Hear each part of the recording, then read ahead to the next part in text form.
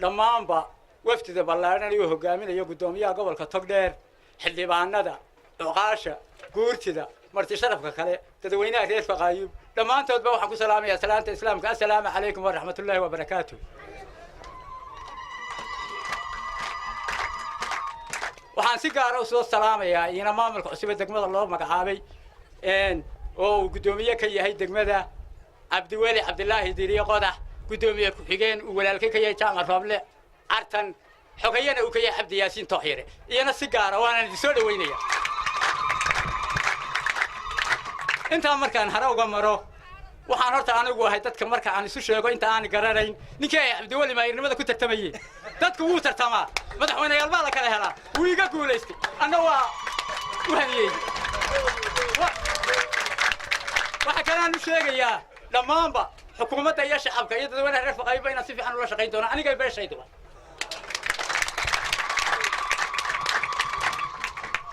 mar labaad waan u hambalyeynaya mar saddexaadba waxaan hambalyada ugu labeeynaya anigu waxaan nin asalaamna waxay ku caantay tanaasulka iyo nabadgelyada inay ka shaqeyso taariikhda haddaynu dib u raacno waxaa tartamay Cabdiraxmaan Tuur iyo Igaal Cabdiraxmaan Tuur baa laga helay wuu haniyay Siilaayo oo 3 sanadood soo halgamayay yaa madaxweynaha Riyaalo u tartameen 8 cod aan la hubin buu kaga helay wuu haniyay anna maayirnimada maanta waa haniyeynaya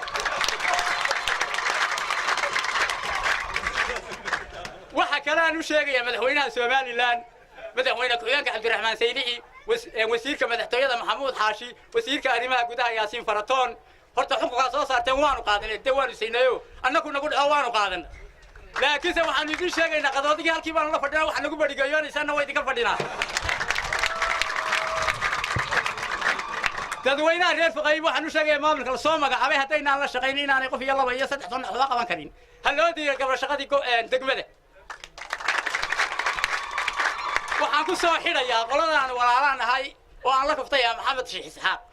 berigii hore iyaga meesha haydka ahaan jiray dabeedna haydkii waa la bedelay abahay baa lagu bedelay markii lagu bedelay laanqaabuun bay noqdeen waxa dhawada magaalada waa ka guureen annagu ka guuri mayno iminkana walaalaha iyo hadday soo la qabeeyaan oo xaradii shaytaanka ka baday dib noo soo noqdeen soo dhawaada guryihiina dhista nala daga maanta aan wax wada qabsano kaftankaasuna hadduu ila fogaaday nin cadhaysana xilkii waayaan ee raalliha layga ahaado waxaan ku soo xidhayaa gudoomiyaha ku-xigeenka xoghayaha hambalyo wafdidan sharafta leh oo hogaaminayo badhasaabka gobolka Togdheer iyo xildhibaanada wafdidan sharafta leh noo yimi maanta noguna soo xafladan ka soo qayb galay degmada Faqaayub aad iyo aad baan u soo dhaweynaynaa waxaanu leenahay ku soo dhamaada degmadii Faqaayub waxaan kaloo halkan uga hambalyeeynaya maamulka cusub ee laga magacaabay Faqaayub ee uu ka mid yahay gudoomiyaha degmada Abdiwali ku-xigeenka Jaamac Rooble Abdi Yaasiin Tooxire iyagana waxaan leeyahay aad iyo aad baan idinku hambalyeeynaya xilkana maanta la idin dhibay halkan xafladda la idinku qabtay waxaan leeyahay idinku maanta ayaa la idin doortay maadaama la idin doortay oo la idin doortay degmada Faqaayub annaguna waanu idinku garab galaynaa waanu idila shaqaynaynaa anigu waxaan ahay haydhmaanka tuulada Carmo oo hoos timaada degmada Faqaayub aad iyo aad baan idin soo dhaweynayaa dadweynaha sharafta leh ee reer Faqaayub mudane iyo marwaba aad iyo aad baan soo dhaweynayaa waxaan kaloo halkaa uga gudbayaa in kaftana kaftankaasi waxa weeye waxaanu ahaan jiray tuulooyin anigu waxaan ahay tuulada Carmo iyo Faqaayub labada degmo loo soo magacaabay tuulada u dhaxaysa maadaama labadii tuulo ee hareeraha iga xigay loo soo magacaabay degmooyin anna waxaan leeyahay haddii gudoomiyaha gobolka anigana dee halay soo magacaabo gobol la yiraahdo Ilbari waa sidaa weeye inta haddaan ka gudbo kaftanka halkan waxaan aad iyo aad uga hambalyeynayaa Siciid Xaaji Rooble oo halkan kaftana badan ka soo jeediyay haddaanu horogo cadhoonay annagu cadhadii kumaanaan maqane wanagii hor dhisnay Siciido wanaga hor dhisnay haddaad cadhadii ka soo noqotay aad iyo aad baan kaaga mahad celinayaa waananu wada shaqaynaynaa jaamaca jirooble oo ah haydhmaankii tuulada Faqaayub haddii uu iga faras dheeriyey isagana waanu hambalyeelayaa oo maanta noqday dee gudoomiye marka ugu horeysa waxaan halkan ka salaamayaa dhammaanba madaxda gobolka ee uu hogaaminayo gudoomiyaha gobolka Togdheer Maxamuud Cali Suleymaan iyo xildhibaanada gobolka iyo cuqaasha iyo odayaasha iyo waxgaradka iyo waayeelka iyo dumarka iyo haweenka iyo reer Faqaayub dhammaantood aad iyo aad baad salaamaya assalaamu calaykum waraxmatullaahi wabarakaatuh iyo ciidanka amniga ee la socda deebi ku riyay taliska magaalada maanta aad iyo aad baan u faraxsanahay goobtan waa munaasabad aad iyo aad u wanaagsan oo heer sare ah oo la sugayay muddo sanada maamulka degmada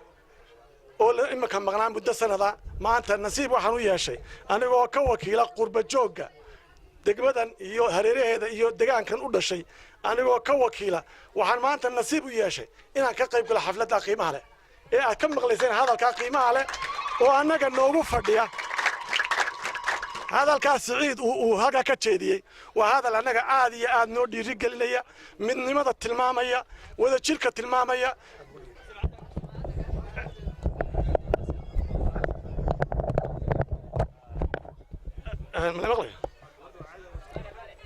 aad iyo aad hadalkaasi waa hadal nadeeqay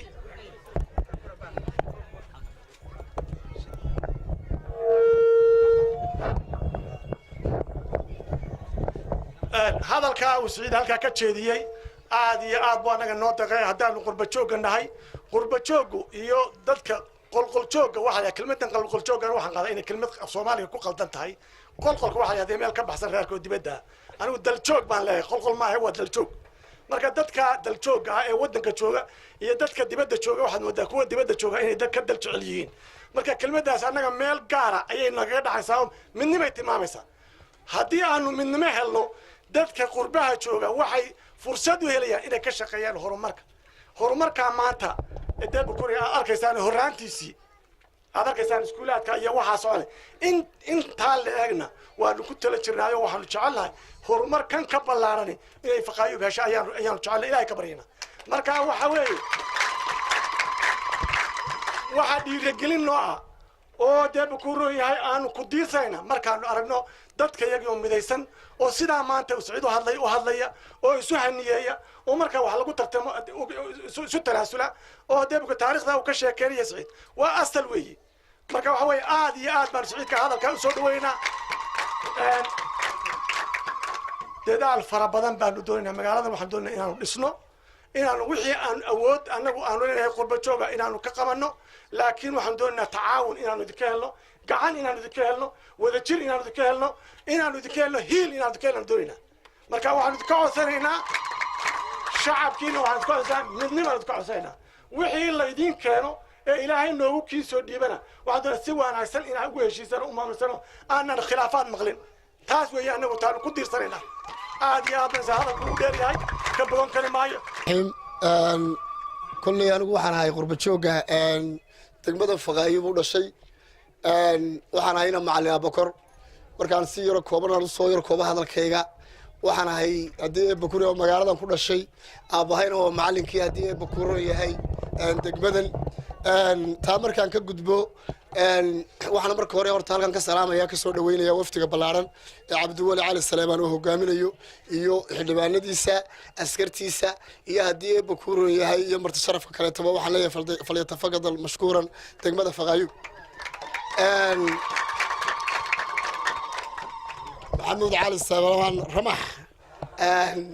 انت امريكان كغدبو waxa weeyo waxa la hadal in badina moodooran yareeyay wax kama tagin hadalka odayaashii hore yiri hadii ay odayaashii degmada yihiin iyo hadii ay yihiin qurba joogaba waxa weeye maanta halkan waxaynu ugu walqalaynaa ama aynu hadii Bakuri xafladeeda ku qabanaynaa soo dhaweynta maamulka cusub ee degmada Faqaayub ee uu maayarka ka yahay Cabdiwali Cabdulaahi Jaamac Xaaji Rooble iyo Cabdi Yaasiin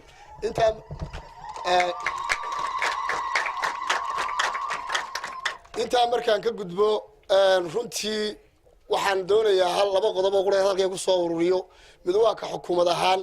midna waa ka shacab ahaan iyo mid kale aan ku darayo runtii aan soo koobayo qurbajoogayga ka xukuumad ahaan waxaanu jecel lahay marka ugu horeysa maanta inaydaan naga tegin aad nooga tagtaan aathaar xukuumadeed haddii ay tahay rug booliis haddii ay tahay rug caafimaad iyo haddii ay tahay waayo waa meesha aragteen haddaanu annagu qurbajooganahay inteeda waanu qabanay waana dadaalaynaa taa waxaan ka xukuumad ahaan baan ka codsanaya mar labaadka waxa weeye hadalka uu soo jeediyay adeerkay Siciid Jaamac Xaaji Rooble waxa weeye idin weyn bayna gelisay Siciid Xaaji Rooble Cartal Maxamuud Samakaab adeerkay hadalka uu soo jeediyay haddii aanu nahay qurbajooga degmada Faqaayub idin weyn bayna gelisay layaayir weyn bayna gelisay waayo markastoo aanu tabarucaadka iyo u dhaqaaqnay wax qabadka u dhaqaaqno waxana lagu yiraahdo idinkii baa haysteen marka waxa weeye taana ogaada ishii bugtay ku bikacso waanu ka baskanay taana waxa weeye halka hore markaan laga sii wado hadalkayga waxaan ku soo gabagabeynayaa xabaaliye ninkeed loo kala tag shacabka reer degmada Faqaayub haddii uu yahay mintuulo iyo haddii uu yahay mid heer degmada waxaanu leenahay anagu waanu idinka noqonaynaa xukuumaduna way noqonaysaa laakiin isha la idinku eegayaa halka wax dhigtaan iyo sida wax u qabsataan ayaa nin waliba eegaya haddii aan wax la timaadaan waxbaa la idinku darayaa qurbajoog iyo xukuumadba taas waa ballan mid kalena waan idin sheegaya xukuumadda uu gadhwadaga ka yahay madaxweyne Axmed Maxamed Maxamuud Siilaanyo meel cidlaan waxba kama dhigo meeshii wax la timaadiyo dadkii tacab iyo dadaal la yimaada waxbuu ugu daraayo cirkaas uu geeyay isaga xukuumaddiisu wakiilo waxa idinku abara saabka maanta idin la fadhiya hadalka waan idinku dheereeyay waan idin salaamaya waxaan idin leeyahay gacmaha la isqabsado alxamdulillaah rabbil caalamiin waxaan salaamayaa waftida uu bara saabka hogaaminayo ee gobolka Togdheer waxaan soo dhaweynayaa maamulka Faqaayub ee cusub ee Cabdiwali Cabdilaahi isaguna hogaaminayo waxaan salaamayaa uqaasha culimada xildibaanada ciidanka iyo madaxdiisa iyo salaamayaa marwooyinkan salaamayaa shicib kale joogaan salaamayaa waan idin ma tiri karin oo kala gadmanaysaani assalaamu calaykum warahmatullaahi wabarakaatuh intaasu waa salaanka bacdi maanta laba waxun ba halka inoo ka furan degmada layna siiyay ee dawladdeenu ina siisay xukuumaddeenu siisay inaynu ku mahadnaqno oo soo dhaweyno oo wax ka qabsanno waa inoo furan tahay halka inoo taala dawladda barasaabka ha ahaato gobolka aynu maanta inoo ka tirsanayo Togdheer ha ahaato xukuumadda kale ee Maxamed Axmed hogaaminayo Siilaanyo ha ahaato waa ku hadya goore wixii aanu ku leenahay ee degmadu ku leedahay waa ka rabnaa waana ka doonaynaa haddii ay ta gobolka tahay intaynu ku leenahay xaq u leenahay ka doonaynaa iyo inay gacmo furan ina ku dhaweyso waxna dhisto inoo dadaasho haddii ay tay dawladda ka sareysana ayana waa sidaas lagu waxaan ku leenahay baynu degmadu ka doonaynaa inay inoo dhisto inoo qabato inoo soo dhaweyso degmadu waa degmo cusub waa degmo yagleela gobolkaanu ka doonaynaa inay gacan qabato oo soo dhaweyso oo wax qabato xukuumadda kale ee Axmed Maxamed Siilaanyo hogaaminayo ayaanu ka doonaynaa taas waa xagga dawladda wixii xaq ugu leenahay iyo waliba dadaal inoogu sii darto ayaa horta xagga dawladda weeyna innaga haddaynu xagga shicibka degan meesha ee degmadu qusayso degma layna siiyay waxbayna tari maysee waxa degmadu degmo ku noqonaysaa waxana aynu ku noqonaynaa inuu degmada dhisano oo ma kala aqaaniye degmooyinka wax u kala baxaan C iyo B iyo A bay u kala baxaan ta ugu sareysa inuu gaarsiino leeyahay ka raba ta ugu sareysa mala waba eeda taasoo doonayna inuu gaarsiino degma layna siiyay oo aynu dabeedna seexano wax inoo qaban mayso degmada degmada layna siiyay waa inaynu dhisano hagaag degmada layna siiyey degma layna siiyey oo dabeedna aynu iska seexano wax inoo qaban mayso degmada waa inaynu degmo ka dhigno waa inaynu gacmo isqabsanno waa inaynu shaqaysanno waa degmo ka soo saaro waa xukuumadda waxaan xaq ugu leehayna ka doonano dawladdu cidda wax u doono iskama keenta wax qabsigana waa inaynu muujino degmada intaas ka gaadhiya qolada maanta loo dhiibay xukunka faqaayub loo dhiibay uu cabdiweli ka yahay odayga jaamac ku xigo xaaji bulaale xaaji roble uu ku xigo yaasiin cabdi yaasiin uu ku xigo waxaan idinka codsanaynaa laba qodob waxa weeye magaalada inaad dhistaan ilaa adinka ayaa xukuumo u ahe inaad dhistaan oo dad meel loo magacaabo aydan iska noqonne dad degmada soo saara oo dhisa aad noqotaan taa waa idinku ballaminaynaa waxaa kaloo idinku ballaminaynaa cadaalad aakhiri adduunba oo idinkula xisaabtamayaa cadaalad baanu idinku ballaminaynaa oo idinkula ballamaynaa qoladaana intaan ku odhanaya waa intaa annagu haddaanu nahay waayeelka iyo cuqaasha waxaannu idiin ballan qaadaynaa cuqaashii baanu nahay reer faqaayo degmadani waxaannu idiin ballan qaadaynaa inaannu intii annagu aanu leenahay ka shaqayno kuna dadaallo intaan kaga baxaya waxaan salaamayaa shirweynaha isugu yimi maanta faqaayo iyo degmada cusub ay isugu yimaadeen badha saabka iyo ciidanka la socda iyo shicibka ragga ah iyo dumarka mid walba waxaan ku soo dhowaynayaa salaanta islaamka waxaan raacinayaa anigu waa xanuunsanayaa hadalkayga ma badinayo waxa la yidhi horta maalinba dunida rag baa ka shaqeeya maalinba awr baa dhaamiya baa ragdhiigii hore ayuu ku maahmaahay waxaan haddaba anigu hamba dabadeed iyo hadal dabadii midna looma noqdo baa la yidhi anigu waxaan haddaba tilmaamayaa shicib ahaan haddii aynu nahay haddii ilaaha raxmaanka ahi maanta faqaayuub innaga oo joogna degmo ilaahay inoo soo saaray ilaah baynu ugu mahadnaqaynaa ilaah baan ugu mahadnaqayaa waxaanaan soo dhowaynayaa maamulka xukuumadda soo saartay ee naga aqbashay inaan maanta faqaayuub ay nooga dhigaan degmo kaana waa soo dhowaynayaa xildhibaanada iyo waayeelka iyo dumarka iyo carruurta iyo dhallinyarada mid walbana waa soo dhowaynayaa waxaan hadalkayga anigu ku soo gaabinayaa maalinba dunida rag baa ka shaqeeya nin cirali maanta ka shaqayn maayo waxa ka shaqaynaya rag cusub oo dhashay oo ilaahay madaxdii raggii hore jiilkii hore wuu tegey wuxuu yidhi hareeraha rag baa kaa xigay aa ku hadhsanayseen marbana dunida wixii sii hadha yaa taladu haysaaye buu yidhi raggiinaa dhallinyarada ah ayaa talada degmada iyo shicibka mid walba idinkaa u xil saaran waase waxaasaan ku hamad weynahay inaydinaan rag liita ahayn ee rag madaxa aad tihiin oo soo saaraysaan degmada dadkana aa ku hagi doontaan cadaalad taana mahad baan ku naqayaa ama taariikhiya waa degmo runtii soo jireen ah looguma riyoon xilkan degmanimo laakiin waxa weeye xaq ayay u lahayd muddo badan ayay ahayd sub district ama degmooyinka ama magaalooyinka degmo hoosaadka ah ee ka jira gobolka togdheer ayay ka mid ahayd waqti badan ilaa iyo dawladihii hore iyo ilaa iyo imika inta laga magacaabay intii ka horeysay degmada faqaayuub waxay leedahay taariikh fara badan hadday tahay dhinaca dhaqanka hadday tahay dhinaca maxaa la yidhaahdaa halganka iyo hadday tahay dhinaca waxbarashada degmadan faqaayuub xagee ku taal waxa ay ku dhacdaa waxay ku taal horta gobolka togdheer waqooyi bari 8 kilomitir waxay dhacdaa loolka 11.7 waqooyiga dhulbadhaha waxay ku taallaa dhigta 46 bariga dhigdhaxada waxa ay levelka badda ka sarreysaa 1400 oo kilomitir waxa ay ku taallaa oogada sare ee silsilada golis waa cimilo qabow waxa ay leedahay cimilo wanaagsan waxaana cimiladeedu u dhaxaysa inta u dhaxaysa 20 iyo 28 degree centigrade waxa ay leedahay khayraad fara badan waxay ku tiirsan tahay xoolaha nool 80% sidoo kale waxaanay ka madhnayn khayraadka beeraha iyo fuleenka iyadoo leh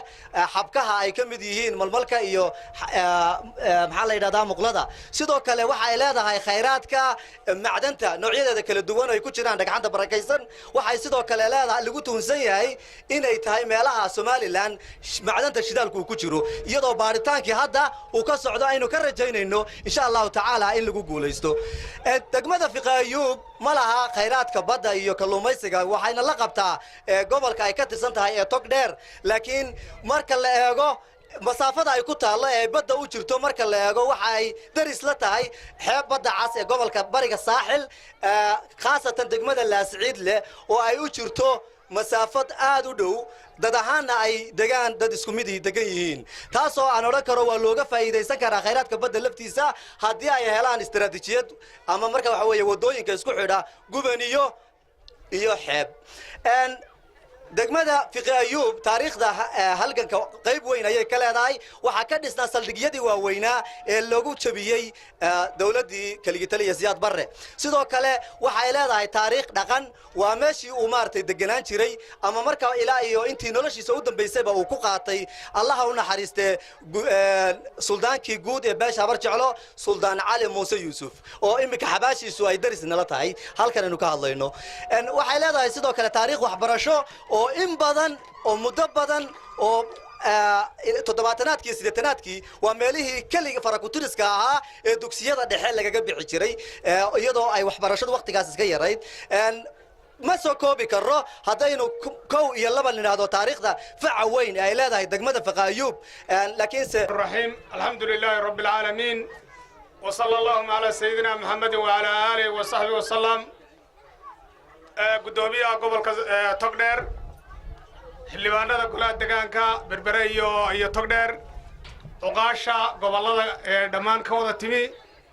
يسدوها tabartiya macdanta iyo dhammaan maamulka degmada hadday tahay maayarka degmada Fiqaayub ku-xigeenka iyo xoghayaha qurbajooga iyo qulquljooga inkastoo leeyahay qulquljooga uu yidhi waa nacabahay dhammaan waxaan ku salaamayaa salaanta islaamka assalaamu calaykum wa rahmatullaahi wa barakaatuh salaan dabadeed laba qodob ama saddex qodob aan badnay maan doonayaa inaan halkan uga faa'iidaysto insha Allah taala qodob waxa weeyaan waa maamulka cusub ee degmada Fiqaayub maamul marka la sameeyo waxa weeyaan dadka uu maamulka u yahay iyo deegaanka uu maamulka u yahay awalan waxa ugu horeeya inuu cadaalad ku maamulo oo cidii markaa fandadab leh ama markaa si kala jeeda inuu isu soo dhaweeyo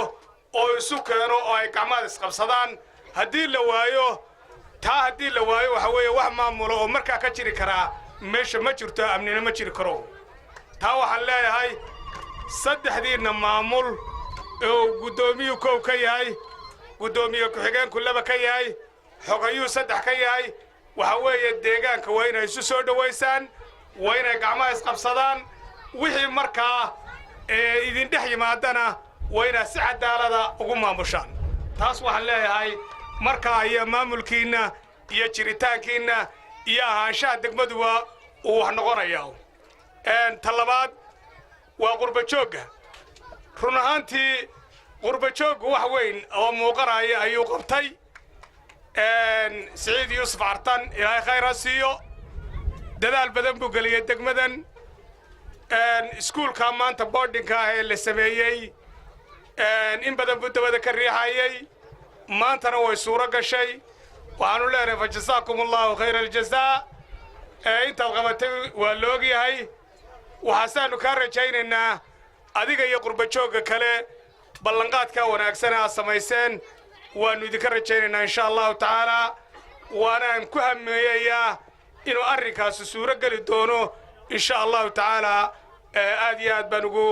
faraxsanahay وانا سورة قليا إن شاء الله تعالى ان كحكومة دهان قدومي قبل كاتشوغا وحنقا رايو يوحو هدي رب اللنقاض ايو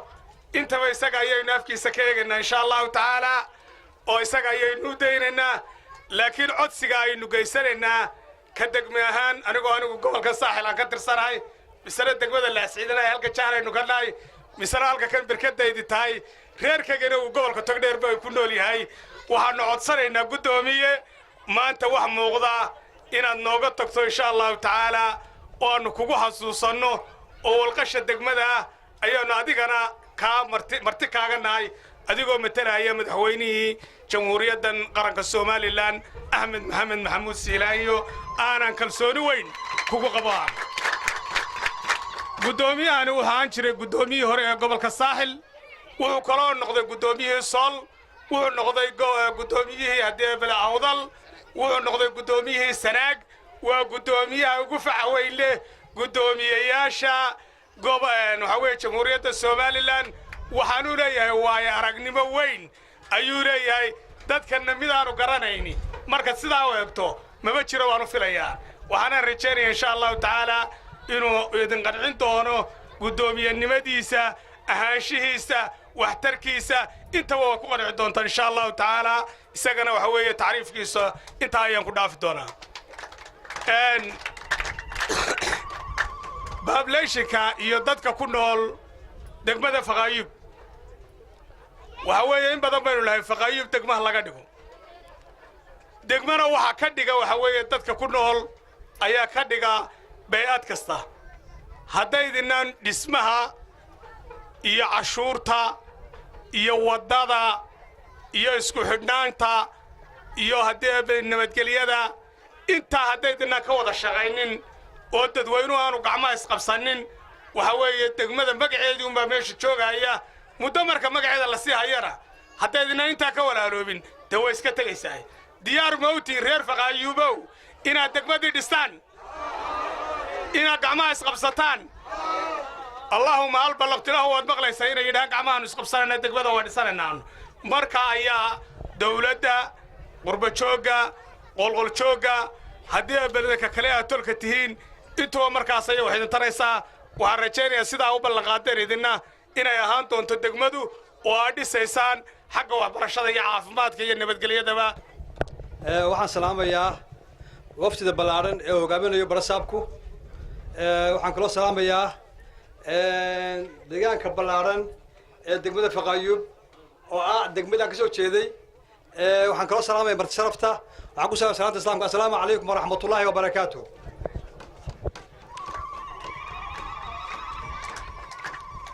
aniga waxaa farxadii ah degmadaydii aan ka soo jeeday oo maanta ay ku sugan yihiin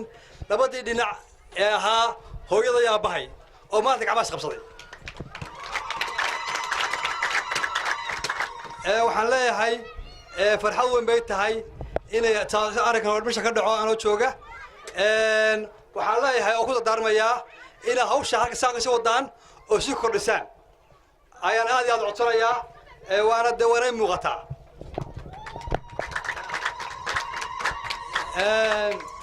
waxaan kaloo halkan ku dardaarmayaa oo aan kula dardaarmayaa dadweynaha ku dhaqan faqaayub oo aan leeyahay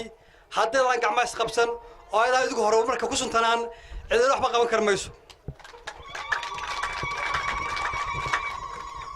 horumarka iyo gacmaha isqabsiga waxaa kawka ah oo ugu horreeya aniga oo xildhibaan qadana baa ugu horreeya mudnaanta hubna anigaa leh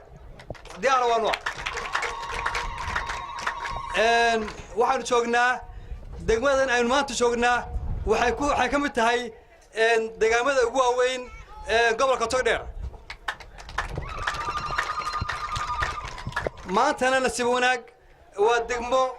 ka mid a degmooyinka gobolka togdheer waxaana maanta loo magacaabay oo soo dhaweynaynaa oo goobta ku sugan maayarkii iyo maayar ku-xigeenkii iyo xogaayihii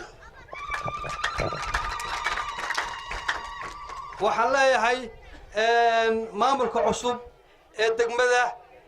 iyaga kow ka ah inay ka shaqeeyaan horumarka iyo gacmaha isqabsiga waana niman aan filayo inay isqabsan karaan gacmaha waxaan u laabanayaa oo warbixin kooban siinayaa barasaabka gobolka togdheer barasaab deegaankan aan ku sugannahay waa deegaan ballaaran wuxuu ka aradan yahay amnigii iyo goobihii booliska wuxuu kaloo ka radan yahay goobihii hadday tahay xanaanadii dhexe hadday tahay agabkii degmadnimo wax badan baa ka qabyaa waxaa inoo jooga oo kolley ka hadli doona aan u dhaafayaa oo aan ku baraarujinayaa barasaabka gobolka waana nin aad iyo aad kolley war ugu haya waxaan leeyahay oo hadalkay kusoo ururinayaa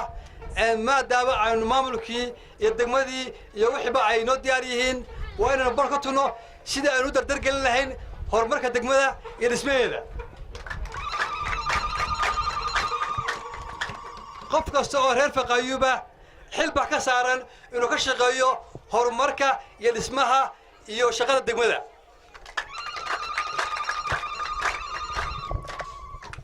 waxaan qaadana ku dhaafayaa waa goor dambe waxaan leeyahay aynu dadaallo waxaynu qabsano waxaynu ku darayaa innagaana mudan inuu dadaallo waxaan halkan ka salaamayaa wafdiga aanu ka midka nahay ee uu hogaaminayo barasaabka gobolku oo ka yimi gobolka saaxil iyo gobolka togdheerba waxaan salaamayaa dadweynaha sharafta leh reer Faqaayub hadalkaygu saddex qodob baan u kala qaadayaa mid waxa weeye marka hore waa mahadnaq aanu mahadnaqayno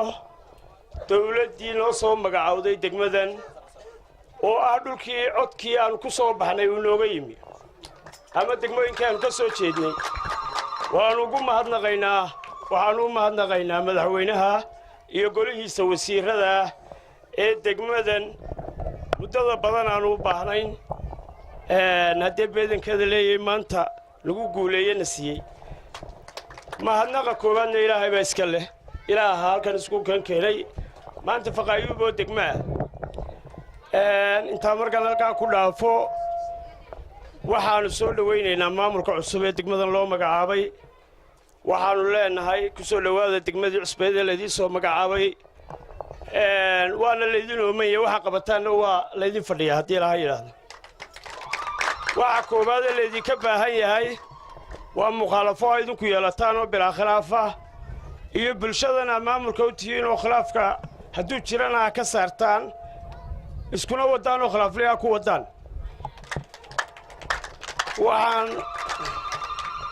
waxaan uga gudbayaa degmadanu maanta waa degmo cusub baahi weyn bay qabtaa waxay u baahan tahay shacab iyo dawladba in la wada dhiso oo adeegyadii iyo agabkii ay u baahnayd hadday tahay dawlad iyo shacabba hadday tahay qurbajoog iyo daljoogba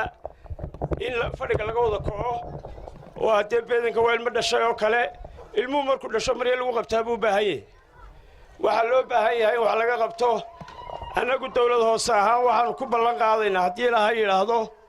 magaalada lambar 1 marka degmo laga dhigo waxay u baahi qabtay koowaad waa sarfee inaanu sarfeega keenno oo cagaf keenno oo aanu waddooyinka u bannayno si ay degmadu lugeeda isugu taagto oo ay u yeelan karto baloodh la dhiso iyo baloodh qofku leeyahay oo uu dego iyo waddo ummaddu leedoo marto in loo kala sameeyo waxaannu ku ballan qaadi doonnaa haddii ilaahay yidhaahdo inaannu dabada ka soo riixino inta awooddayadaa saldhiggii guddoomiyihii gobolkuna waa joogaa haddee beedankeeda leeyahay marka waxaa loo baahanyay bulshadu haddaanay hareeraha qaban oo aanay wax qabsan cidina waxba uma qaban karto waxa koowaad ee looga baahan yahay waxa weeye inay iyagu dhaqaaqaan oo xooggooda iyo xoolahooda waxay isu geen karaan uu hogaaminayo guddoomiyaha gobolka togdheer maxamuud cali salebaan ramaax ciidanka amniga cuqaasha xildhibaanada haweenka dhallinyarada waxgaradka dhammaan reer Faqaayub dadka halkan isugu yimi waxaan ku salaamayaa salaanta islaamka assalaamu calaykum waraxmatullaahi wabarakaatu intaa waxaa ii raacaa maanta waxay ii tahay farxad weyn halkanu waa halkii aan iskuulka ka bilaabay ilaa aan kaga dhigtay weeyaan ciyaal bank waan ku soo koro waan ku soo barbaaray maanta iyadoo degmo ah oo maamulkii gobolka joogo oo la isugu yimi haddii ilaahay gaadhsiiyey waan ku faraxsanay aad iyo aad baan maanta u faraxsanaa waxaan aad iyo aad u salaamayaa madaxweynaha jamhuuriyadda Soomaaliland hawshan suuro geliyey iyo wasiiradiisa aad baan ugu hambalyeynayaa oo aan u salaamaya waxaan kale oo mar kale si gaara u salaamaya barasaabka gobolka togdheer oo ahaana nin reer berbera ah aqoon badan aan u leeyahay waxqabad badan leh aan filayo tan dhinaciisa inuu in badan qaban doono insha allahuna aad mar kale aan gaar u salaamaya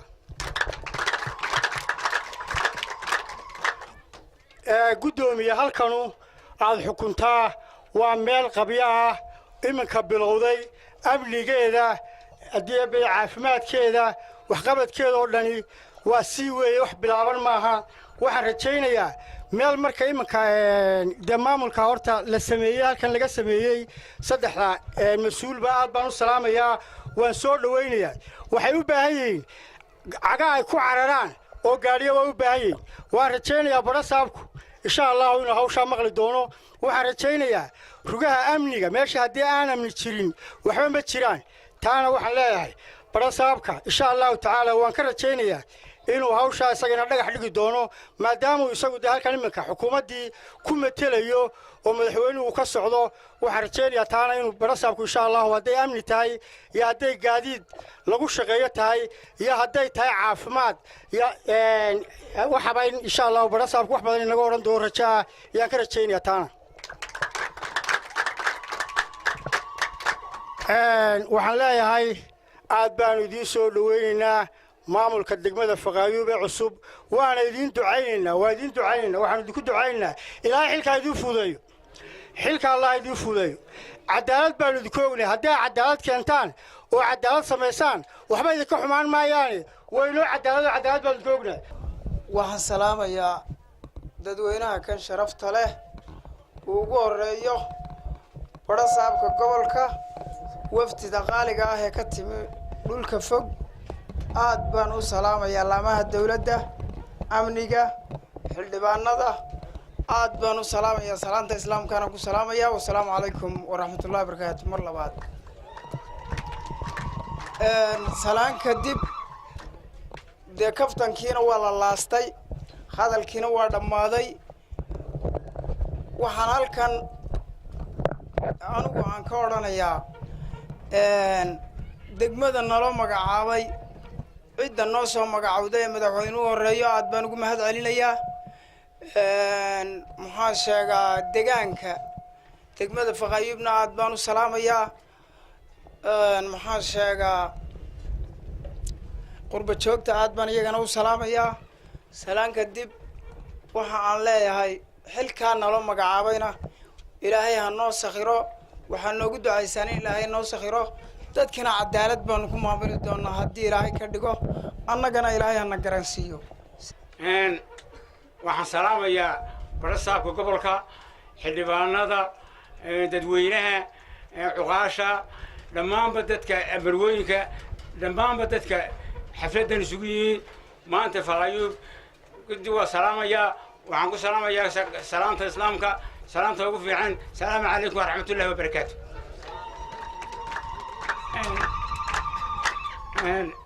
salaantaa kadib waxaan u dhaafayaa annaga dee xilkaana loo magacaabay ilaahay waxaanu ka baryaynaa inuu nala qabto haa annana waxaanu tacsiir isku saaraynaa si aanu cadaalad ugu maamuli lahayn waxaanaanu kaloo dee sheegaynaa dawladda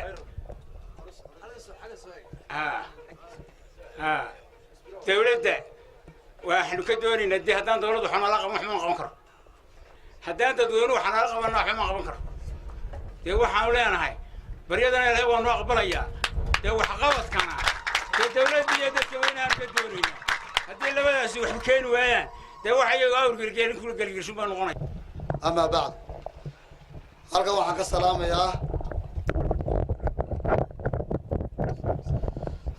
ka salaamayaa dhammaan marti sharafta isugu timi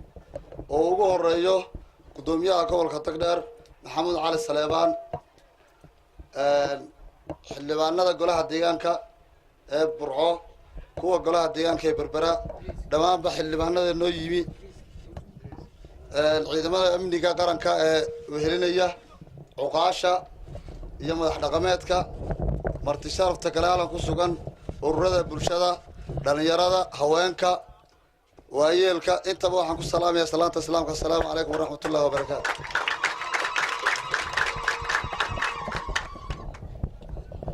degmada Faqaayub waxaan u mahadnaqaynaa inaanu nahay maamulkii ugu horreeyey ee loo soo magacaabay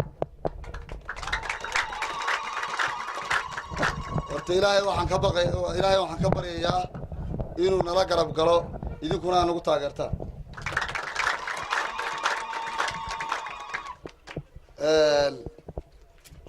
ama waxaanu noqonaynaa dad magaaladii hore u dhaqaajiyey oo magacooda iyo sumcaddii magaalada meel ka muujiyey ama de waxaanu noqonaynaa dad dee xilkoodii ka soo bixi waaye ilaahayna nagama dhigo kuwa xilkooda ka soo bixi waaye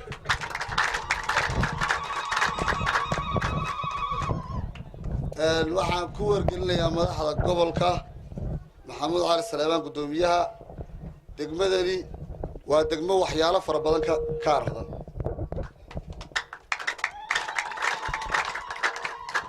maamulkan iminka la magacaabay waxa uu yimi guri madhan buu soo galay aan waxba oolay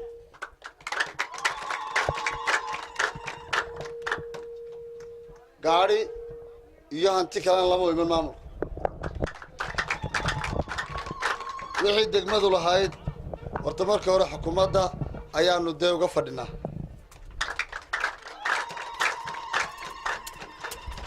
xarun caafimaad ma leh saldhig bilays ma leh dhammaanba waxay ka aradan tahay agabyada bulshada oo dhan xarunta burco waxay u jirtaa 95 kilomitir gabadha fool qaada gaadhigu wuxuu la sii socday 6 saacadood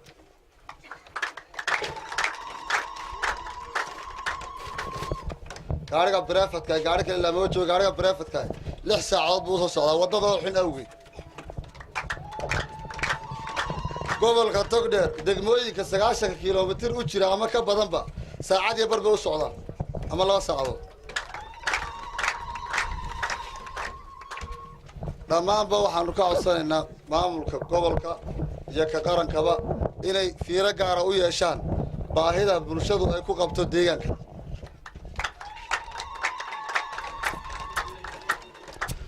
aniga oo aan inkiraynin xukuumadda oo intay u qabatay dadka iyo anigu waanu markhaati uga nahay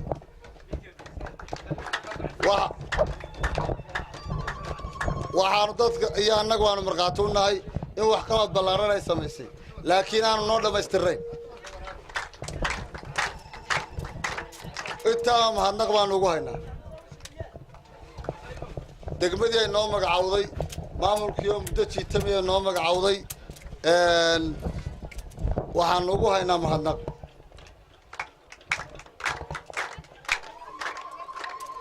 markaa mudana guddoomiye waxaan kaa codsanayaa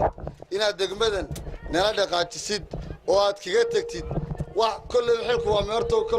qofku markuu meel xil ka qabto dee berriba meel kale ayuu ugu wareegaya meeshuu ka tegaya mudana guddoomiye waxaan kaa codsanaynaa inaad wax taariikhda kuu gala aad nooga tagto dan reer Faqaayub xafladan ballaadhan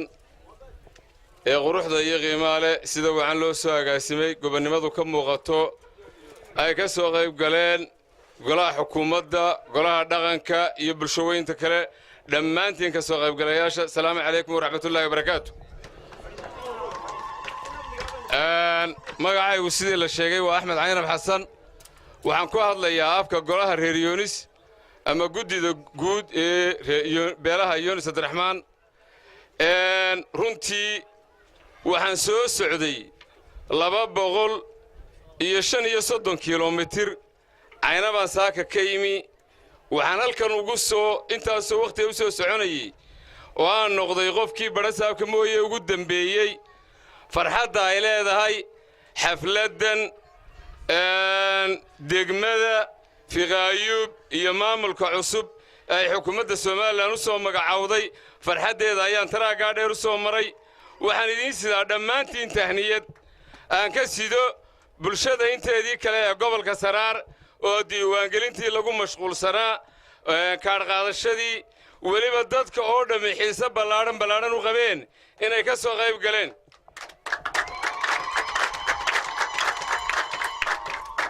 intaa kadib hadalka dee raggii iga horreeyey baa dhameeyey baan filayaa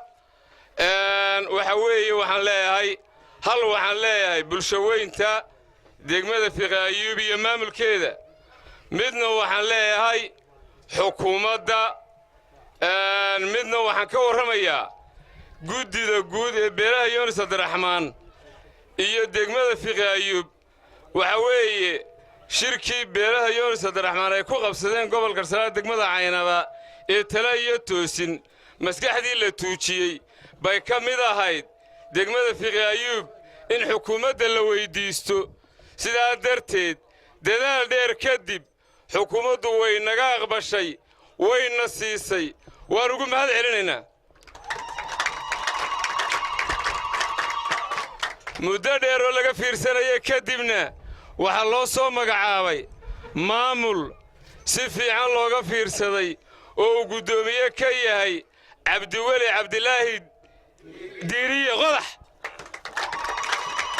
waa macallin qaali ah aad iyo aad baanu xukuumadda arrintaa uga mahad celinaynaa aad iyo aad baanu uga mahad celinaynaa waana uga abaalgudaynaa oo waxaannu siinaynaa codkayaga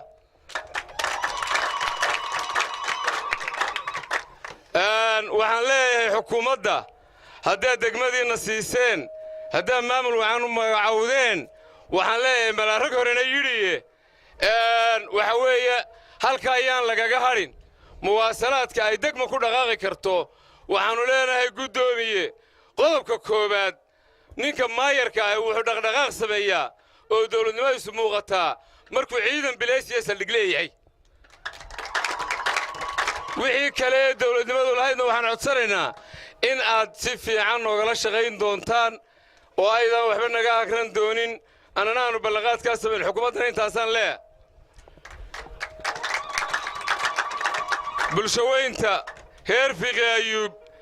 ee nasiibka u yeelatay maanta booliska waxa weeye weli waxa la xasuusiyey deegaankan baahi fara badan baa ka jirta dhuxusha ayaa lagu gubaa nabaadguur baa ka jira ilaa iyo inta gowraar ka jiro iyo dhinac walba loo raaco waana dhul buuralaya waxaan guddoomiye kaa codsanaynaa booliska inaad waxqabadka koowaad uga dhigto maayarka iyo degmadiisa muddo badan ayay magaaladanu jirtay oo aanay degmo ahayn dadkiina maanta nasiibka u yeeshay inay degmo noqoto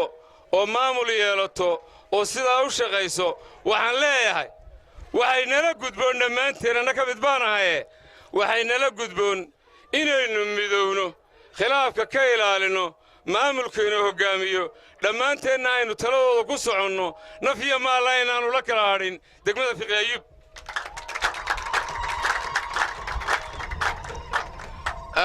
intaas baan ku soo gebagabeynayaa maamulka cusub ee degmada Fiqi Ayuub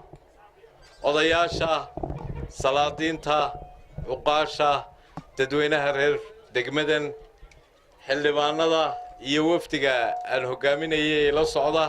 dhammaantiina salaamu calaykum waraxmatullaahi wabarakaatu salaan dabadeed runtii bacad kulaylna dad badan baa fadhiya raallihayga ahdaan hadduu hadalku ila yaro taraaro aad iyo aad baan runtii ugu faraxsanay maanta inaan imaado xafladdan qiimaha iyo qaayaha badan leh ee magaaladan Fiqi Ayuub sababtoo ah waxaan la soo kulmay iyadoo degmada la magacaabay hase yeeshee maamulkeedii aanu hirgelin ilaahay baan ugu mahadnaqayaa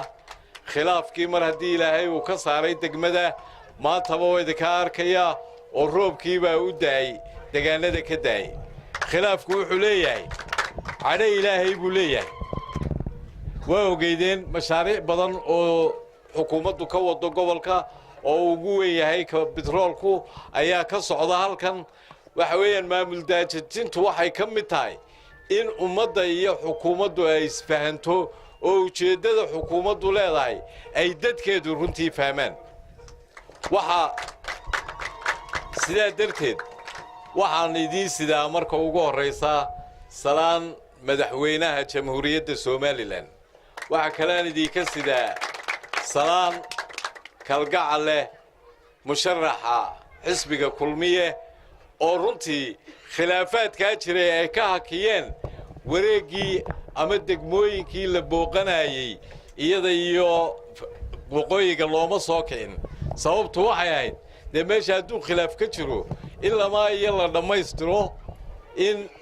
dee laga gaabsadaa waa waajib sidaa darteed waxaan runtii aad iyo aad u hambalyaynayaa guurtidii ka qayb qaadatay isu tanaasulkii la isu sameeyey wadahadal dheer kadib is-afgaradkaasi ayaannu ku nimi waxaa kaleaan idiin ballanqaadayaa oon idinka sidaa xukuumadda maanta in aannu gacan qabanno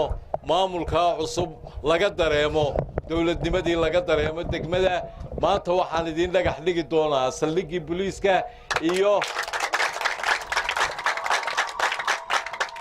rugtii caafimaadka anigoo kaga wakiila madaxweynaha jamhuuriyadda somalilan iyo wasaaradda caafimaadka runtii hore gobolka markii la keenay waxyaabo badan baa dalbanay inkastoo uu ku jiray gobolku ama dalkuba ku jiray xaalad adag oo aa og tihiin abaartii adkayd eeyna soo martay sidaa darteed waxyaabo badan oo la qaban lahaa oo ay ugu horreeyaan caafimaadka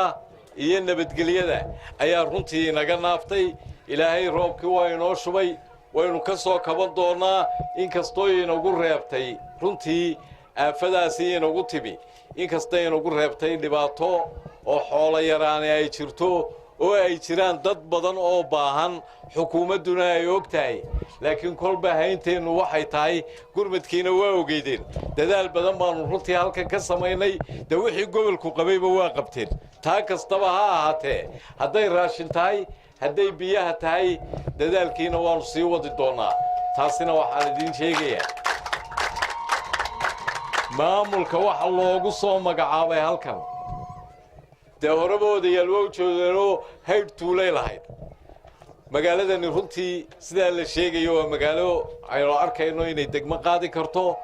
waa magaalo khayraad badan leh aad iyo aad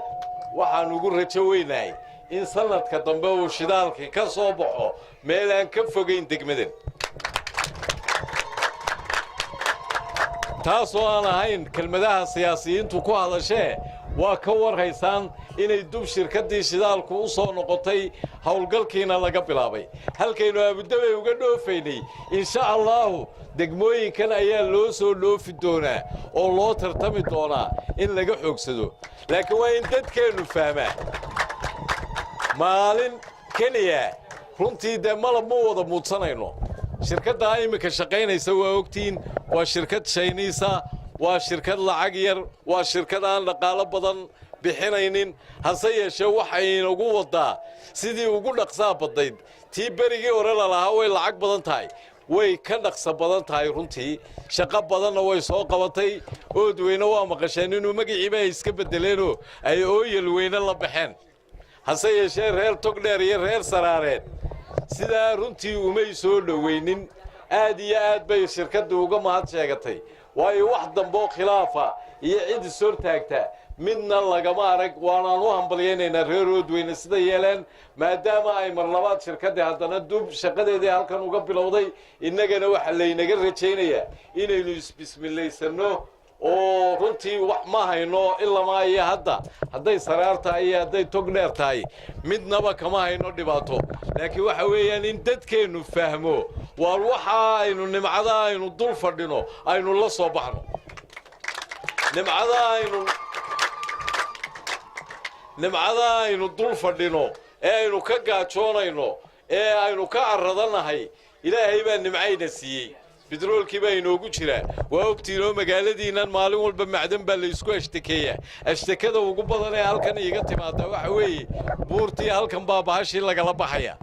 waa ila socdaa